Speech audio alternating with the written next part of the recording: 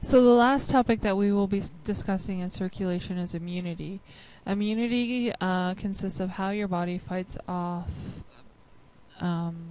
foreign invaders. What are pathogens? These are things called bacteria, viruses, funguses, and microbes.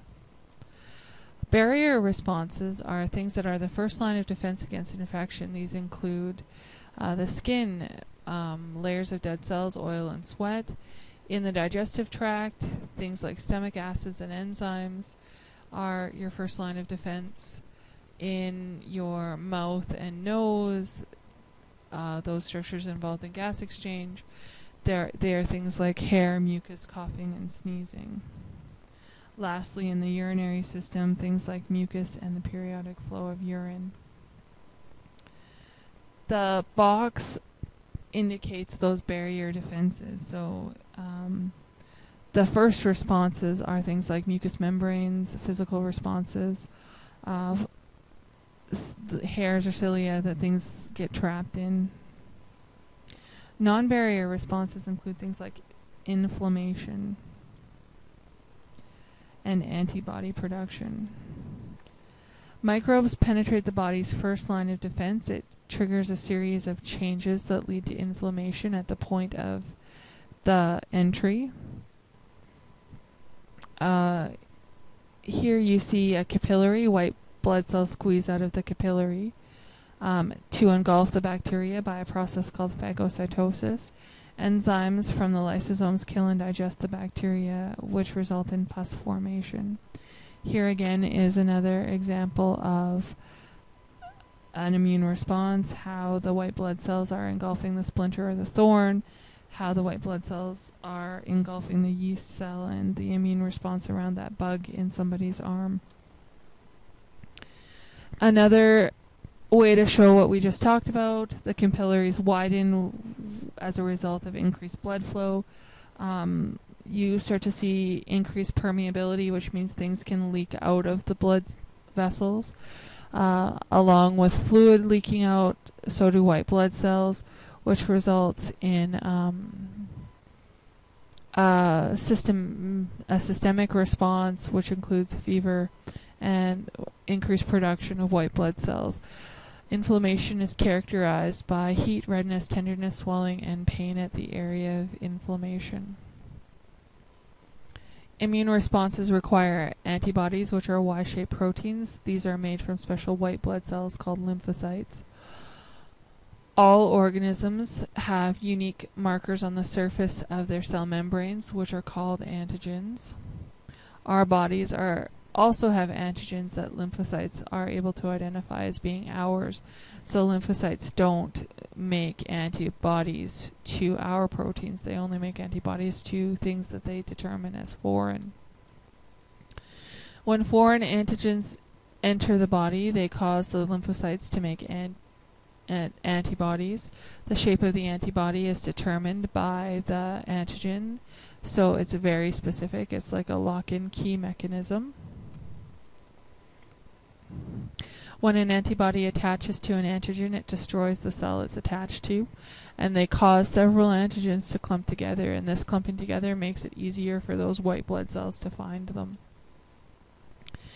Antigens are foreign particles that are found on the surface of cells that cause your body to produce antigens. They are located on things like bacteria and viruses. They can be organs with different proteins in their membranes too. So organ transplants, people have some difficulty sometimes because their body rejects it because of antibody production. Antibodies are proteins produced by white blood cells as a result of exposure to antigens. They're designed to immobilize bacteria or viruses for white blood cells to eat. Here's another immune response, another description of immune response. So in step 1, the antigen enters the body. In step 2, the macrophage engulfs the antigen and pushes the marker to the outer surface. In step 3, the helper T cells copy the antigen shape to tell B cells to make antibodies. Antibodies attach to the antigens, and that signals macrophages to eat the antigen, or these things called killer T cells to puncture the membrane of the bacteria to kill them. Again, this is quite complicated and a little bit outside of the scope of Science 30. In step 4, you have another white blood cell that stops the response, and memory cells to remember the antigen to produce it faster the next time. Macrophages are cells that eat foreign invaders and kill them. Helper T cells produce B cells and T cells and maximize the function of macrophages so that they're sort of signals to say, hey, come here, we need your help. They tell B cells to produce antibodies. Cytotoxic or killer T cells kill infected cells or cancer cells. They also can kill bacteria. B cells produce antibodies. Memory B cells and memory T cells keep a record and speed up the response the next time. Suppressor T cells stop the production of immune response. They bring everything back to normal, or they maintain homeostasis.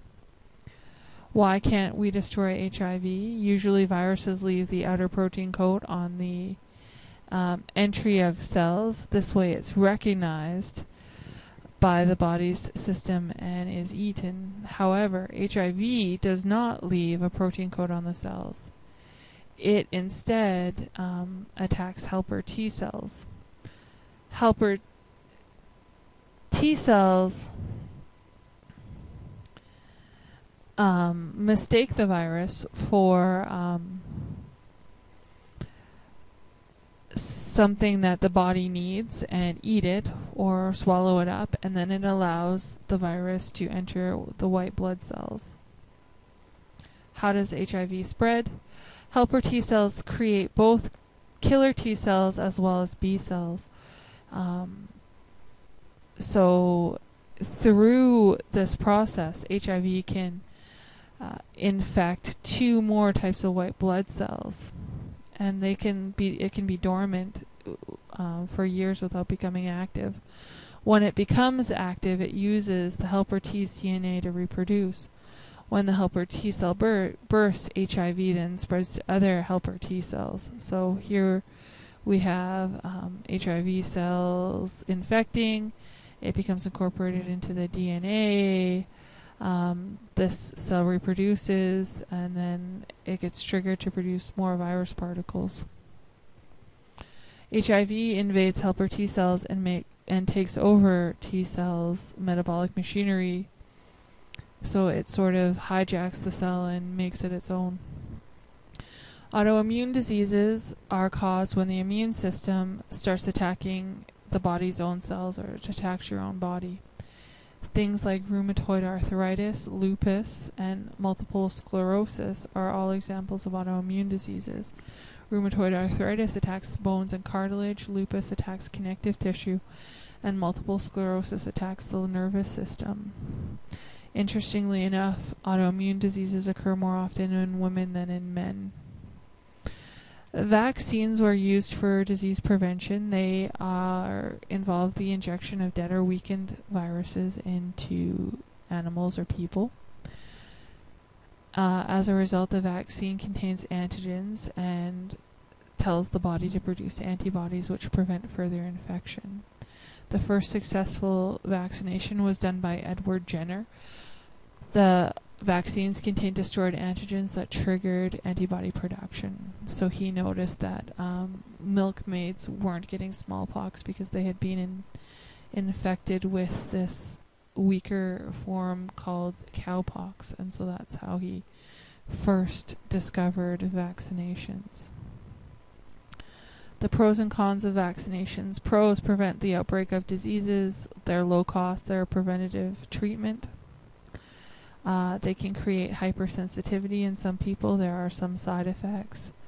and they may be dependent on booster shots, so that's why they have to be repeated through childhood. We don't know what the long-term effects are.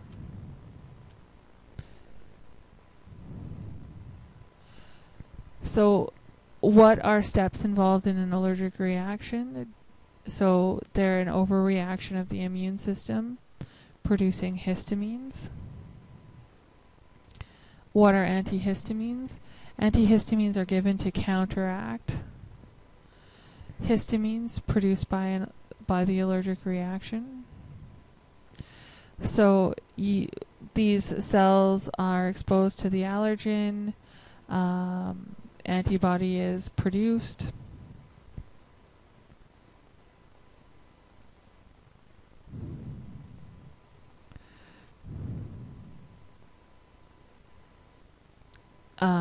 When they're exposed again, they cause these cells to release they release histamines and other chemicals that cause an allergic reaction.